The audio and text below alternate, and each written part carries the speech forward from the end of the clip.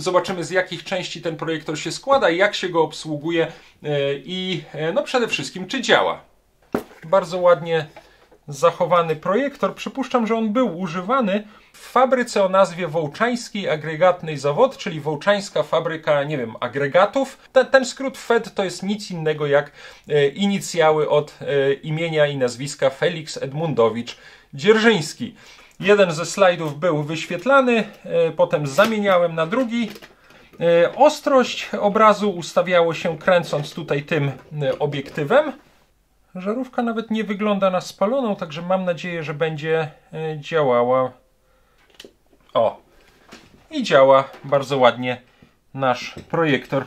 O, zobaczcie, jak tutaj umieszczę białą kartkę papieru, to ustawiając ostrość mamy już tutaj całkiem fajnie wyświetlony jeden ze slajdów. Aha, teraz mogę wyjąć też ten element. Bardzo łatwo się to wszystko demontuje.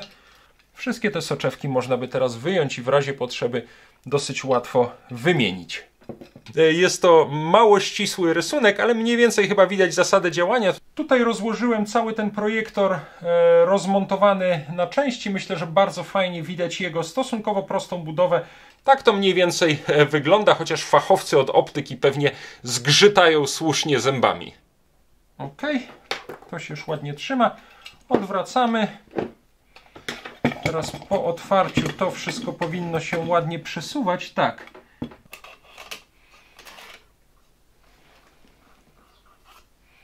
Cześć! Dzisiaj chciałbym Was zaprosić na odcinek, którego tematyka będzie bardzo odbiegała od tego, co zwykle oglądamy tutaj na kanale, bo dzisiaj nie będziemy tutaj mówić o starych odkurzaczach, nie będziemy tutaj mówić o starych grzejnikach. O grzejnikach ostatnio sporo odcinków zamieszczam na kanale.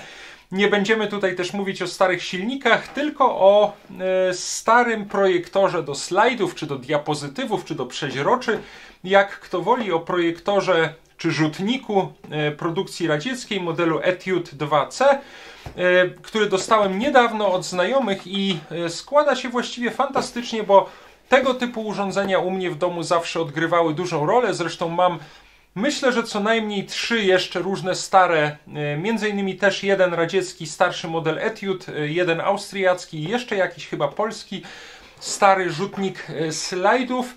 Myślę, że też je tutaj po kolei na kanale obejrzymy, a te urządzenia były u mnie w domu zawsze ważne, ponieważ tradycyjnie z różnych wakacyjnych czy zimowych wyjazdów robiliśmy przede wszystkim slajdy, nie fotografie na negatywach, z których powstawały później odbitki, tylko właśnie slajdy i przyznaję, że do slajdów mam ogromny sentyment.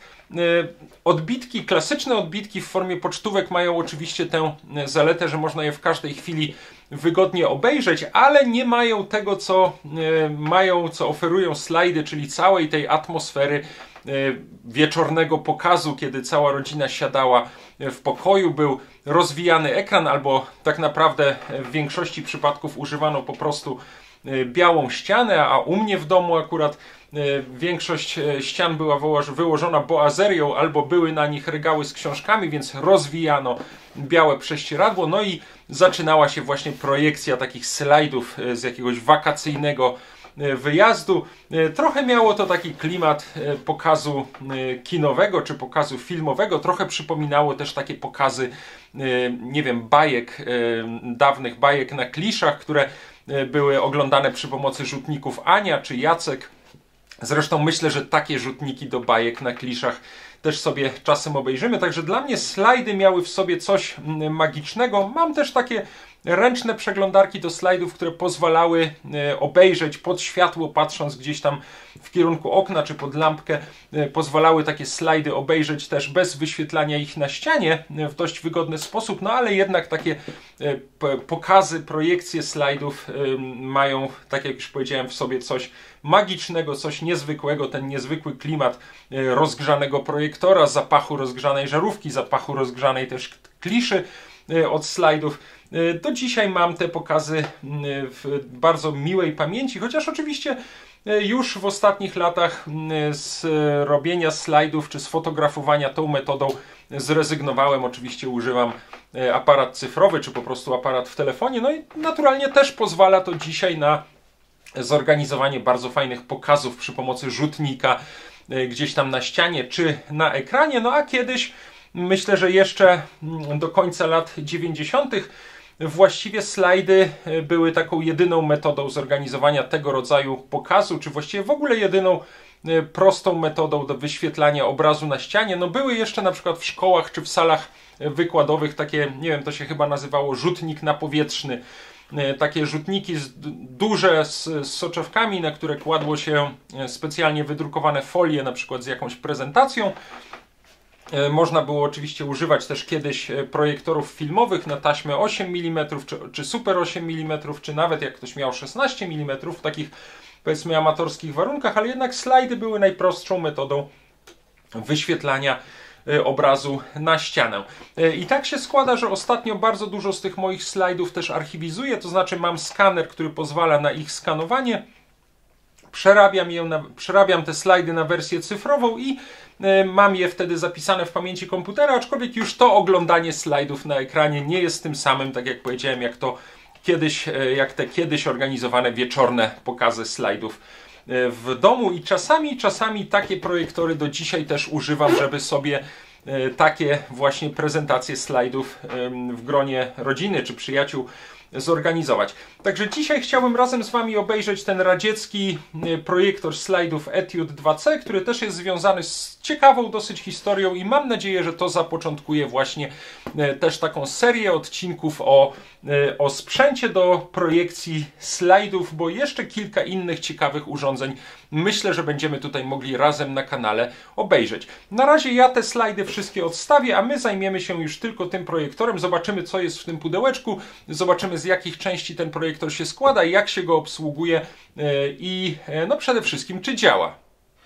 Slajdy już schowałem, zostawiłem tutaj na stole tylko pudełeczko z projektorem. Przyniosłem sobie też takie materiałowe rękawiczki, które mogą się przydać podczas przeglądania tego projektora.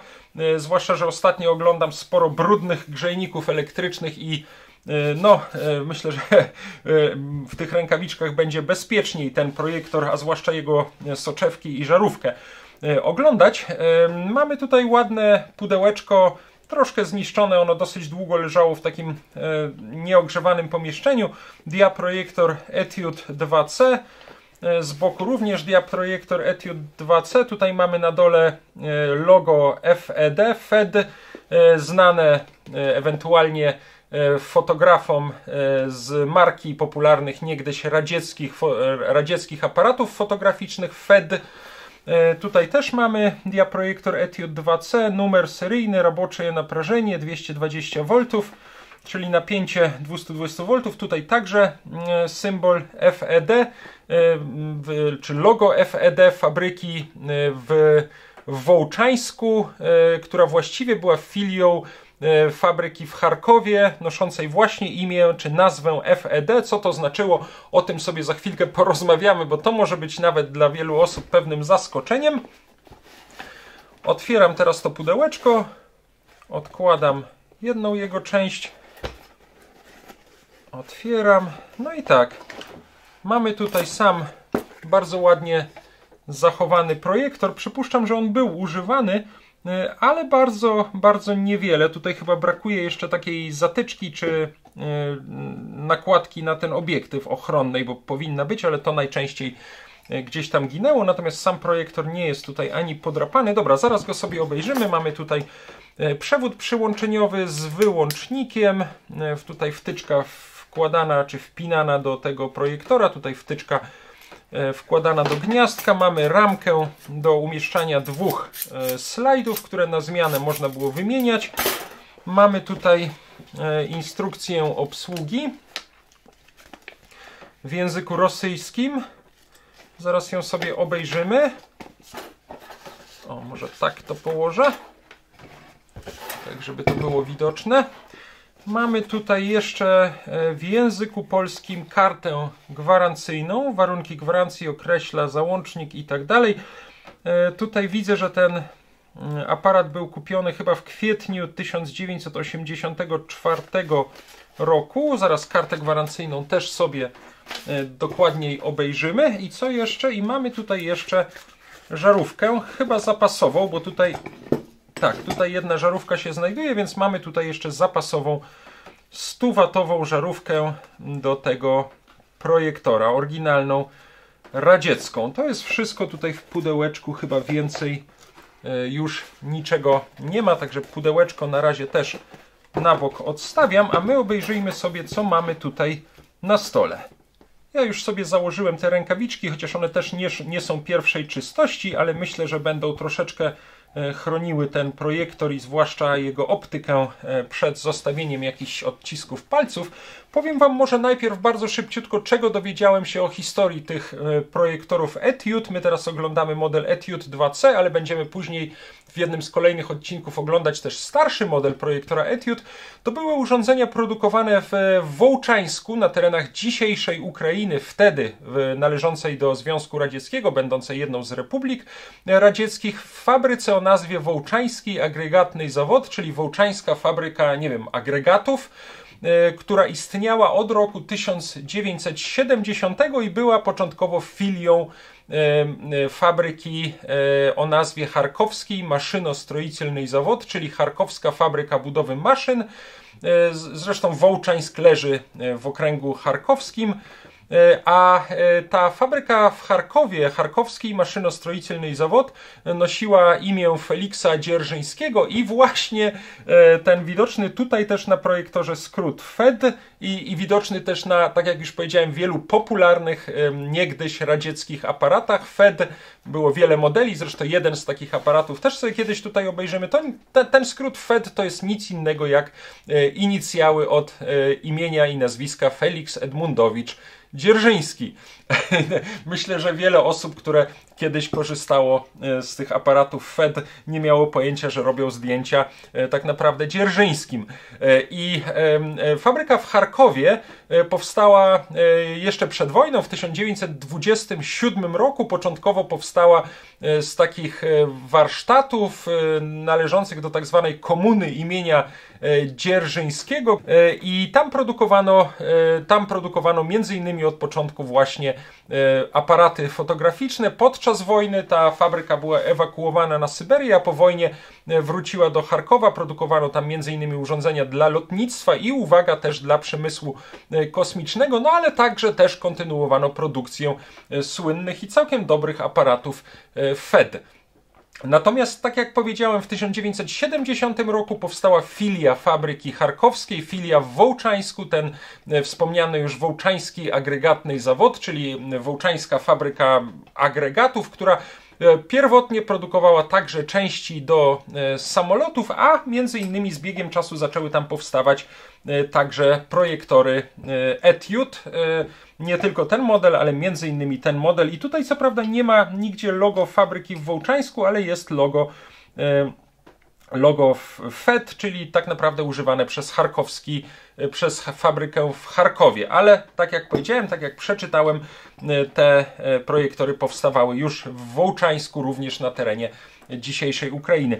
Tutaj na tej instrukcji od projektora nie ma co prawda nigdzie ani logo fabryki w Charkowie, ani logo fabryki w Wołczańsku. Jest takie zupełnie inne logo Tento, ale to wcale nie jest producent tego projektora. Tento, czy inaczej Techno-Int.org, to była radziecka taka firma państwowa oczywiście, która zajmowała się eksportem radzieckiej techniki za granicę, sprzedażą radzieckich urządzeń za granicą, głównie urządzeń telekomunikacyjnych, radiowych, telewizyjnych, właśnie aparatów fotograficznych czy urządzeń optycznych. Pamiętam, że były kiedyś też takie dosyć popularne lornetki marki Tento, ale tak jak wspomniałem, firma Tento nie produkowała własnych urządzeń. To była organizacja, która zajmowała się chyba od końca lat 70., bo ona powstała chyba w 79 roku, tak jak czytałem, zajmowała się eksportem radzieckiej techniki za granicę, między innymi na zachód, czy między innymi też do Polski. To jest właściwie wszystko, co o historii tych aparatów, czy tych projektorów się dowiedziałem, czyli można powiedzieć, że one powstały na terenie dzisiejszej Ukrainy, w czasach jeszcze wtedy radzieckich. Rzućmy może też okiem na tę kartę gwarancyjną, która tutaj się znajduje. Przedsiębiorstwo obrotu artykułami fotooptycznymi, Fotooptyka w Łodzi, karta gwarancyjna, rzutnik Etiud, ale został on sprzedany chyba w Warszawie. Tutaj jest oddział Praga Północ, sklep numer taki i taki przy ulicy Floriańskiej 17. Jeżeli dobrze widzę, to data sprzedaży 29 kwietnia, nie, przepraszam, września, bo tutaj jest 09. 29.09.84 roku. Czyli we wrześniu 1984 roku ten projektor został kupiony czy sprzedany w sklepie na warszawskiej Pradze. Tutaj są kupony gwarancyjne. To jest wszystko, warunki gwarancji, to nas może w tej chwili nie interesuje. Jeżeli chodzi o instrukcję obsługi, Diaprojektor Etiud 2C, rukoładztwo po eksploatacji, czyli instrukcja obsługi, o ten to już mówiłem. Właściwości projektora, obiektyw typu triplet, czyli wyposażony w 3 soczewki. To jest popularny radziecki obiektyw T3, 2,8 na 80 mm. Kondensor, czyli część odpowiedzialna za równomierne oświetlenie slajdu, składa się też z 3 soczewek oraz z filtra chroniącego slajd przed temperaturą z żarówki. Źródło światła to żarówka K220-230-100, 100W żarówka. Tutaj strumień świetlny dla kadrów 24 na 36 mm, nie mniej niż 105 lumenów i zakres powiększenia chyba 7 do 75 razy, jeżeli się nie mylę.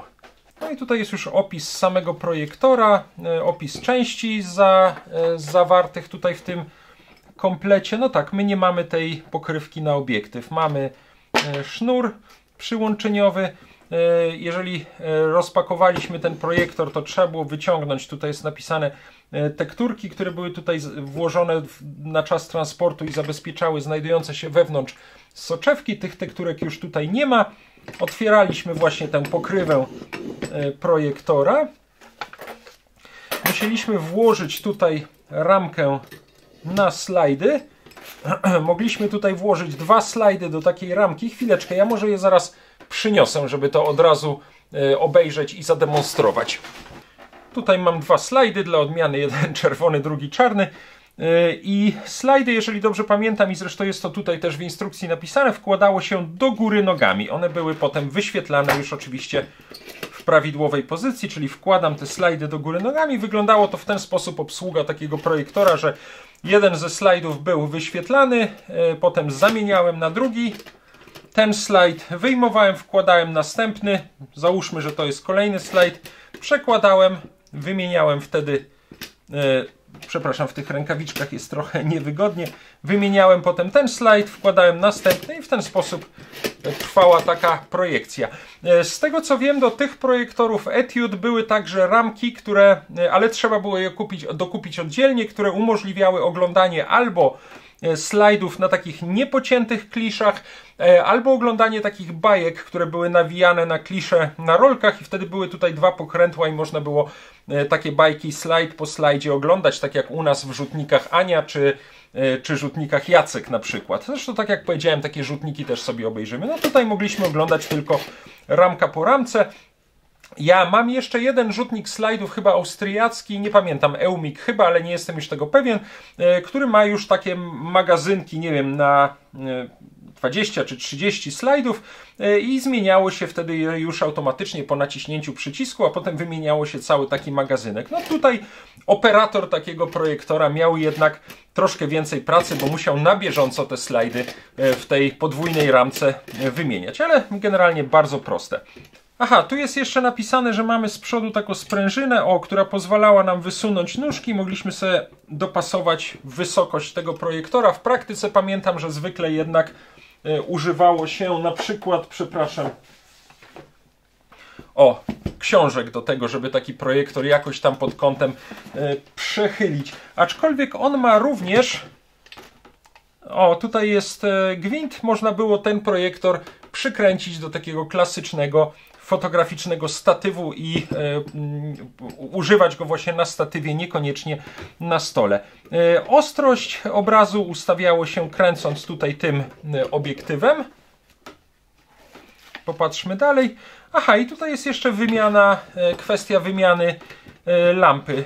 Lepiej było takiej żarówki nie dotykać palcami, no bo zostawiało to zawsze ślady na żarówce. Lepiej było to robić przez jakąś szmatkę czy w rękawiczkach. Trzeba było tutaj najpierw wyjąć ten reflektorek znajdujący się z tyłu. Potem można było zdjąć jeszcze taką czapeczkę z tej lampy i chyba dociskając ją lekko przekręcałem przeciwnie do ruchu wskazówek zegara. Mam już żarówkę. Troszkę w tych rękawiczkach niewygodnie. Żarówka nawet nie wygląda na spaloną, także mam nadzieję, że będzie działała. 220-230 V, 100 W. Wkładam ją tutaj z powrotem, troszeczkę pod kątem. I przekręcam. I teraz już powinna być tutaj mocno zamocowana. Wkładam tutaj tą, w cudzysłowie, czapeczkę na żarówkę i montuję też cały ten reflektorek, który jest tutaj włożony na wcisk. Jakby co, mamy tutaj zapasową żaróweczkę. To jest właściwie wszystko i pozostało nam do uruchomienia takiego projektora podłączenie przewodu zasilającego tutaj z tyłu. Przewód podłączę zaraz do gniazdka, tylko muszę sobie wziąć taką listwę bez bolca na przewód ochronny, bo inaczej jej tutaj nie włożę. Czyli tak, podłączam sobie tutaj wtyczkę do tej listwy. Tę listwę podłączę do zasilania, włączę zasilanie. Na razie nic się nie dzieje. I działa bardzo ładnie nasz projektor. Widzę, że teraz jak zapaliła się żarówka, że tutaj soczewki są już też nieźle zakurzone, ale nie pamiętam, żeby kiedykolwiek odgrywało to jakąś szczególną rolę podczas pokazów. I nawet zaczął nam się tutaj chyba wyświetlać nasz slajd. Spróbuję ustawić jego ostrość, aczkolwiek nie, ten projektor jednak stoi zdecydowanie za blisko w tej chwili. Ale jeżeli postawię go już gdzieś dalej, zaraz wam to może pokażę, chwileczkę. Zobaczcie, jak tutaj umieszczę białą kartkę papieru, to ustawiając ostrość mamy już tutaj całkiem fajnie wyświetlony jeden ze slajdów. Nawiasem mówiąc, to są gdzieś lata 80. rodzinny wypad w Tatry. Teraz już nie jestem w stanie powiedzieć, gdzie to dokładnie było. Może gdzieś na Świnicy, może gdzieś w okolicach Kasprowego Wierchu. Nie jestem pewien. W każdym razie, jak widać, projektor bardzo ładnie wyświetla. No i im dalej oddalimy ten obraz, tym większy będziemy mieć nasz slajd. Wyłączam nasz projektor. Mogę tutaj wyjąć tę ramkę ze slajdami. On się nawet podczas takiego króciutkiego pokazu całkiem solidnie tutaj nagrzał. Pamiętam, że jak się dłużej z takiego projektora korzystało, to trzeba było uważać, żeby gdzieś tutaj jednak nie dotknąć, bo on był bardzo ciepły i absolutnie nie można było przykrywać czegoś takiego jakimiś kartkami papieru, bo po prostu pozostawienie takiego projektora przykrytego jakąś kartką papieru mogło się skończyć pożarem. On się naprawdę solidnie tutaj rozgrzewa i już zaczyna być czuć tutaj ten charakterystyczny zapach nagrzanej żarówki, tej nagrzanej obudowy. No i po jakimś czasie też przy oglądaniu takich slajdów tej jednak troszeczkę rozgrzanej kliszy, co jak już mówiłem też wpływało na klimat takich pokazów. To jest właściwie, ja odłączę to od zasilania, to jest właściwie wszystko, co jeżeli chodzi o obsługę tego projektora chciałem obejrzeć. Możemy sobie zaraz jeszcze bardzo szybciutko pójść gdzieś w ciemne miejsce i zobaczyć, jak kilka slajdów tym projektorem da się wyświetlać, ale możemy też jeszcze szybko rzucić okiem na budowę jego podstawowych elementów. Tutaj te nóżki ze sprężyną, którą można było regulować ich wysunięcie, już widzieliśmy. Z przodu obiektyw. Ta ramka obiektywu chyba jest wklejona tutaj, bo nie bardzo widzę, jak ten obiektyw można obracać, natomiast nie bardzo widzę, jak wyjmuje się całą tę część. Ona chyba jednak jest tutaj wklejona. Także w przypadku uszkodzenia tego obiektywu trzeba było wymienić cały ten element. Natomiast chyba trzeba go było po prostu na siłę stąd wymontować. Co mamy tutaj jeszcze z przodu? To jest to bakelitowe chyba mocowanie do ramki ze slajdami. Odkręćmy może te śrubki, zdejmiemy wtedy całą tę zewnętrzną obudowę, czy tę przykrywkę projektora, będzie nam troszeczkę łatwiej zajrzeć do niego do środka. Wezmę sobie tylko, o może ten śrubokręt będzie lepszy. Jedna śrubka.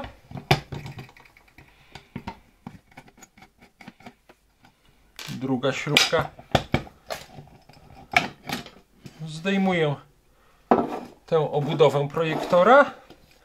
Zdejmuję ten reflektor. On jest jeszcze troszeczkę ciepły.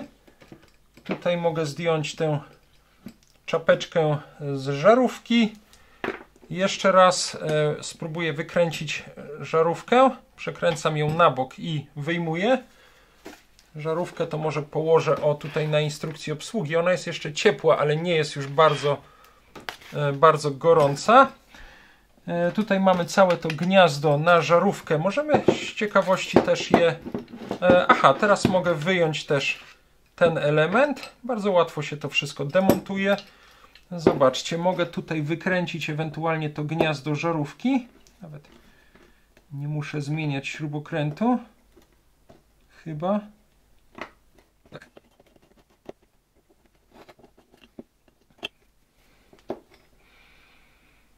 Ostrożnie, żeby te śrubki nie wypadły. Tutaj mamy całe to mocowanie żarówki od razu z gniazdkiem na przewód zasilający. No i co? I tak naprawdę, jeżeli wykręcę tutaj te dwie śrubki, malutkie są, uwaga, żeby ich nie zgubić. Jedna, druga. Zdejmuję tę blokadę. No to teraz mógłbym wyjąć tutaj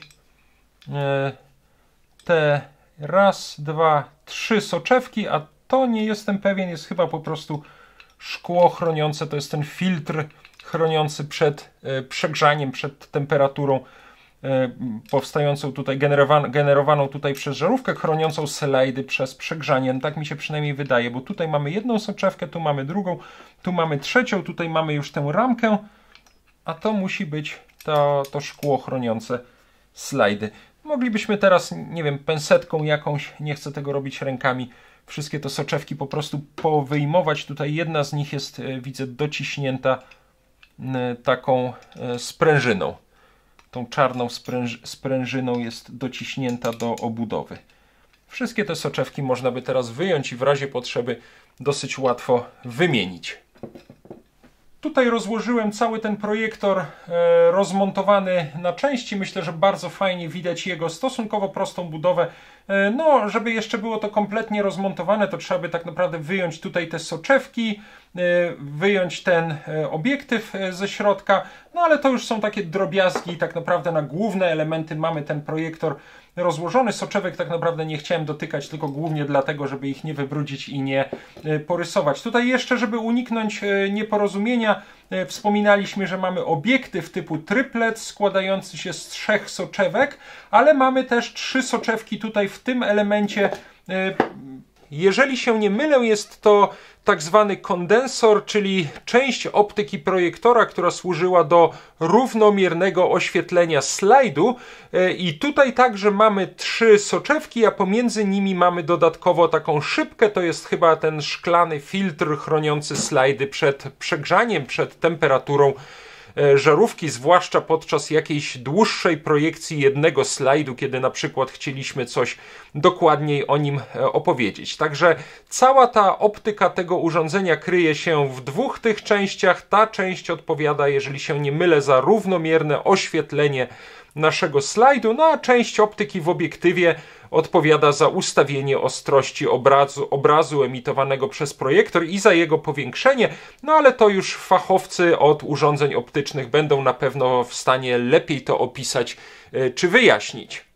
Tutaj zrobiłem sobie taki mały odręczny schemat tego tak zwanego kondensora. Nie kondensatora, tylko kondensora, czyli tej części optyki, o której mówiliśmy, która służy do równomiernego oświetlenia naszego slajdu, który znajduje się tutaj. No, przepraszam, jest to jak na optykę, która jest dość ścisłą dziedziną. Jest to mało ścisły rysunek, ale mniej więcej chyba widać zasadę działania. Tutaj mamy żarówkę, tutaj mamy ten reflektorek czy lusterko umieszczone z tyłu za żarówką. No i tutaj mamy 3 soczewki naszego kondensora. Pomiędzy nimi jest umieszczony też filtr chroniący slajd przed przegrzaniem, a tutaj mamy właśnie równomierne oświetlenie naszego slajdu i dalej możemy sobie zobaczyć, jeżeli tutaj już światło przejdzie przez nasz slajd, to trafia do obiektywu, tak jak mówiliśmy, to jest też tak zwany triplet, czyli składający się z 3 soczewek. W tą stronę przechodzi światło z żarówki, a tutaj jest już emitowany powiększony, czy projektowany właściwie powiększony nasz slajd na ścianę. Generalnie wyglądałoby to chyba w połączeniu mniej więcej tak. Żarówka, reflektor czy lusterko, tutaj 3 soczewki naszego kondensora z filtrem chroniącym slajdy przed temperaturą. Tutaj mamy nasz slajd, tutaj mamy obiektyw, którego położenie możemy regulować tak, żeby odpowiednio ustawić ostrość. No a tutaj już na ścianie czy na ekranie mamy wyświetlony ten nasz slajd odwrócony. Przypominam, że te slajdy trzeba było wkładać tutaj do góry nogami, ale widać nawet, w którym momencie on jest odwracany. Tak to mniej więcej wygląda, chociaż fachowcy od optyki pewnie zgrzytają słusznie zębami. To jest właściwie wszystko, co chciałem, jeżeli chodzi o budowę tego projektora obejrzeć. Myślę, że możemy teraz z powrotem wszystko to zmontować. Mam nadzieję, że niczego nie pomylę, ale tak naprawdę jest tutaj tak mało elementów, że trudno jest coś źle zmontować.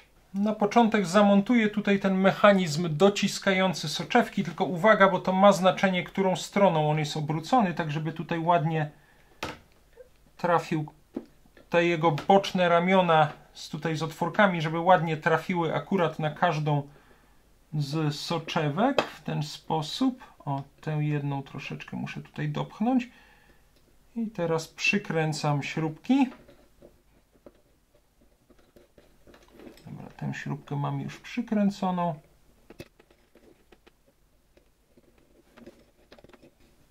Tutaj także patrzę, czy soczewki się tutaj ładnie ułożyły i czy one rzeczywiście są trzymane, tak. Ok, to już mamy zamontowane. Ok, teraz przykręcimy gniazdko żarówki. Ja te rękawiczki na razie zdjąłem, bo nie dotykam teraz tych części optycznych, a przyznaję, że w ten sposób jest mi po prostu łatwiej. No tak, trzeba tylko trafić tutaj w te otworki. Troszeczkę, teraz tutaj z drugiej strony. Ok, to się już ładnie trzyma. Odwracamy. Wsuwamy tutaj jedną część ramki w tę drugą część ramki. Teraz założę znowu rękawiczki, bo będę chciał zamontować żarówkę.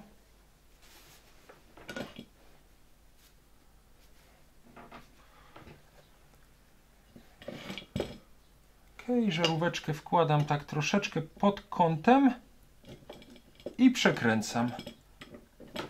I powinna teraz być już tutaj zamontowana. Teraz wkładam tutaj ten reflektor znajdujący się za żarówką. On był tutaj chyba, tak. W ten sposób nakładam tę czapeczkę w cudzysłowie na żarówkę. No i teraz założymy kryszkę, czyli daszek tego projektora, tylko tu trzeba uważać, są takie 2 wypustki, które powinny chyba wejść tutaj, czyli zaraz muszę jednak ten reflektorek na chwilę wyjąć. Wsuwam to w ten sposób. I teraz mogę przykręcić tutaj śrubki. Jeżeli się nie pomyliłem, zaraz zobaczymy, czy to będzie ładnie chodziło, czy się będzie otwierało. Raz. Przyznaję, że pierwszy raz demontuję i składam ten projektor, więc jeszcze nie wszystkie tajniki są mi znane. Dobra, tutaj mam śrubki przykręcone. Teraz po otwarciu to wszystko powinno się ładnie przesuwać. Tak, czyli dopiero teraz wszystko się zamyka, otwiera ładnie, czyli dopiero teraz montujemy tutaj ten reflektorek za żarówką, bo inaczej on nam blokuje zamontowanie tego daszka. Ok, jest to już w środku zamontowane.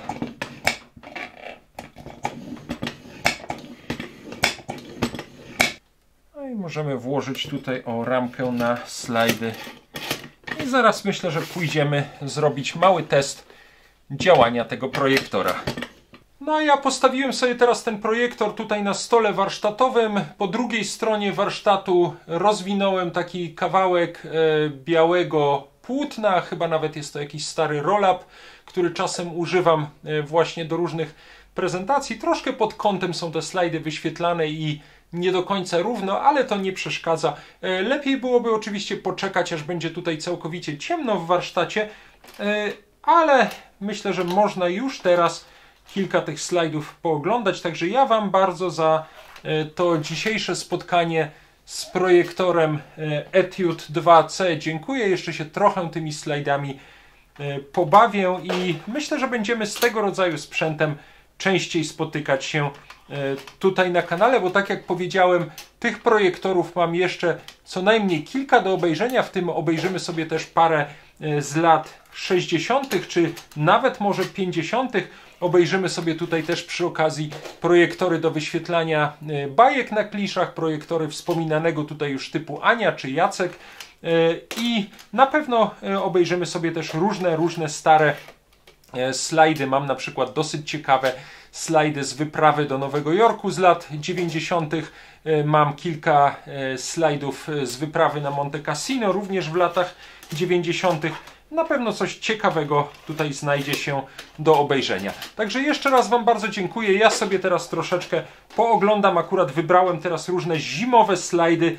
Może któreś z nich przydadzą się do scenografii szykowanej wystawy w Muzeum Nowoczesności w Olsztynie, na której prezentowane będą również grzejniki, które tutaj oglądamy i myślę, że jeden z następnych odcinków poświęcony będzie właśnie starym grzejnikom. Za dzisiaj bardzo Wam już dziękuję. Cieszę się, że mogliśmy razem obejrzeć ten projektor i cieszę się, że możemy przynajmniej przez chwilę uczestniczyć razem w takim tradycyjnym pokazie slajdów z tym charakterystycznym, wspomnianym już tutaj zapachem rozgrzanej żarówki, rozgrzanej kliszy filmowej i z taką no teraz zimową atmosferą na ekranie. Dzięki jeszcze raz i do zobaczenia. Cześć!